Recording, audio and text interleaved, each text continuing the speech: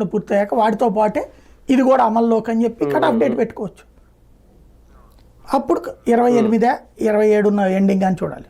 కానీ ఒకటి సార్, ఎప్పుడు వచ్చినా సరే అంటే ఒకవేళ 2029 దాకా కాకుండా ముందు వస్తే కనుక 27లోనే 28లోనే ఎప్పుడో ముందు వస్తే కనుక రెండు తెలుగు రాష్ట్రాలకి జమిలీ ఎన్నికలు అనేది ఒక అంటే ప్రతిపక్షాలకి రెండు తెలుగు రాష్ట్రాల్లో ఉన్న ప్రతిపక్షాలకి ఒక అంది వచ్చే అవకాశంగా ఏమన్నా జమిలీ ఎన్నికలు మారుతాయి? అలా చెప్పలేమండి, ఇద్దరికి కూడా కొన్ని సమస్యలు ఉంటాయి. అయితే తెలంగాణలో బీఆర్ఎస్కి ఒక ఫెచ్చింగ్ ఉంటుంది, ఎందుకంటే రేవంత్కి సంబంధించినటువంటి ఇష్యూ సింగిల్గా ఉన్నాడు రేవంత్, అక్కడ త్రిముఖ పోరు ఉంటుంది అక్కడ.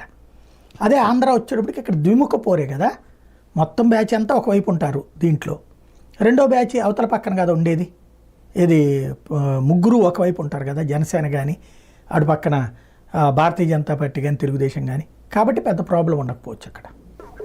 కానీ ఒకటిసారి ఇక్కడ రెండు తెలుగు రాష్ట్రాల్లో నిజంగా 2027 తర్వాత జరిగిన 28 తర్వాత వచ్చిన జమిలీ ఎన్నికలు ఎప్పుడైనా రెండు తెలుగు రాష్ట్రాల్లోని ప్రతిపక్షాలకు ఇది ఒక అందిపుచ్చుకునే అవకాశంగా ఏమన్నా మారుతుందా? అదే అంటే దేశవ్యాప్తంగా సరిగ్గా అయితే ప్రతిపక్షాలకు అంది వచ్చే అవకాశం, వాళ్ళు తెలివైన వాళ్ళు అయితే దీన్ని అంగీకరించడం కాదు ఇంకా సవాల్ చేయాలి. ఈ దమ్ముంటే కనుక ఎల్లుండే చేయి, ఎందుకంటే ఇవాళ దేశంలోని 19 రాష్ట్రాల్లో బీజేపీ లేదా బీజేపీ మిత్రపక్షాల అధికారంలో ఉన్నాయి. 19 రాష్ట్రాల్లో కాంగ్రెస్ పార్టీ ఉంది కేవలం మూడే రాష్ట్రాలు, హిమాచల్ ప్రదేశ్, కర్ణాటక, తెలంగాణ. ఒక